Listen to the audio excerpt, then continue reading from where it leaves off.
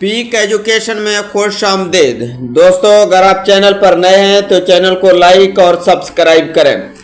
दूसरी ताकत मैसूर की रियासत थी। जनूबी हिंद में उभरती हुई ये कुव्वत हैदर अली की क़यादत में तेज़ी से आगे बढ़ रही थी।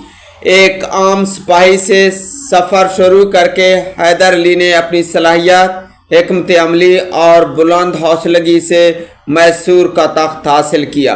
उनकी फ़ौज मुनज़्ज़म थी, यूरोपी असले से लैस थी और बहरी रास्तों से फ्रांसीसी इमदाद भी मिल रही थी। कंपनी के लिए ख़तरा यह था कि ये दोनों ताकतें न सिर्फ अलग अलग बल्कि मुमकिन तौर पर बाहम इत्तेहादी भी बन सकती थीं।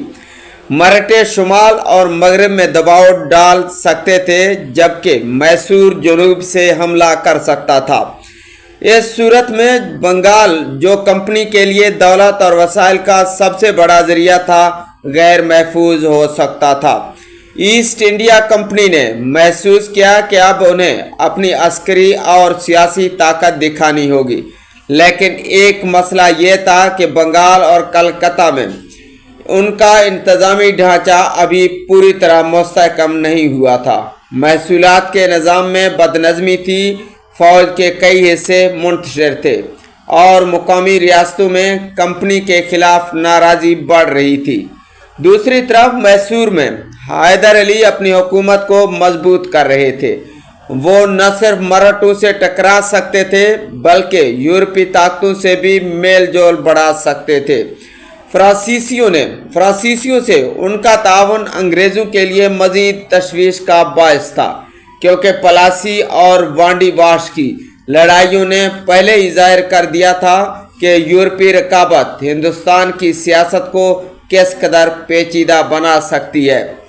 यूं बंगाल का सियासी जमूद एक नए दौर की अस्करी और सफारती चैलेंज में बदलने लगा।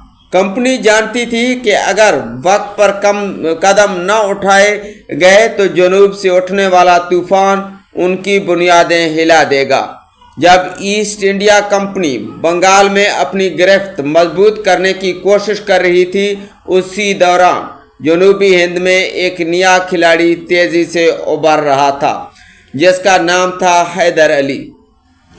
दोस्तों, हैदर अली कोई मौरूसी बादशाह नहीं थे। वो मैसूर की फ़ौज में एक आम सिपाही की हैसियत से शामिल हुए, लेकिन अपनी गैर मामूली अस्करी हिकमत अमली और जुर्रत की बुनियाद पर आहिस्ता आहिस्ता बुलंद ओहदों तक पहुँचे। आखिरकार उन्होंने इक़्तिदार अपने हाथ में ले लिया और मैसूर को एक ताकतवर, मरकज़ी और जदीद अस्करी क़ुव्वत में बदल दिया। हैदर अली की सबसे बड़ी ताकत यूरोपी अस्करी टेक्नोलॉजी और असले का इस्तेमाल था। उन्होंने अपनी तोपखाना यूनिट को जदीद बनाया, घोड़सवार फ़ौज को बेहतर तरबियत दी और फ्रांसीसी माहिरीन की मदद से बंदूकें, तोपें और गोला बारूद तैयार करवाया। उनकी ख्वाहिश सिर्फ अपने रियासत का दिफा करना नहीं था, बल्कि जनूबी हिंद से अंग्रेज़ों के असर को मुकम्मल तौर पर ख़त्म करना था। कंपनी के लिए ये ख़तरे की घंटी थी।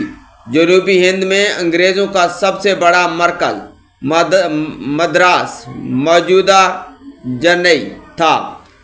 यहीं से वो बहरी तजारत, किलाबंदी और जनूबी इलाकों पर नज़र रखते थे।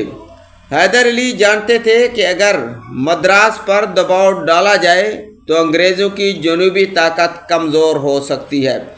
इसी दौरान मराठों के साथ उनके ताल्लुकात कभी दोस्ताना और कभी दुश्मनी पर मबनी रहे।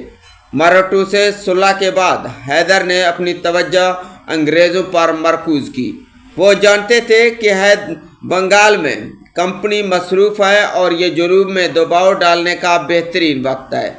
1767 में मैसूर और ईस्ट इंडिया कंपनी के दरमियान पहला एंग्लो यानी मैसूर जंग शुरू हुआ।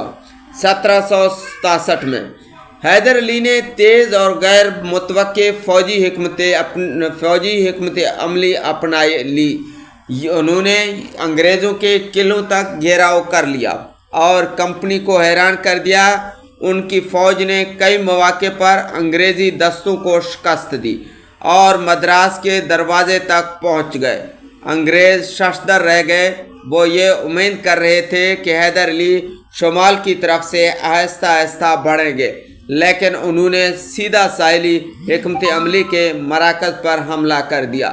دوستو، اگر آپ نے چینل کو ابھی تک سبسکرائب نہیں کیا تو چینل کو لائک اور سبسکرائب کریں۔ تھینک یو، اللہ حافظ۔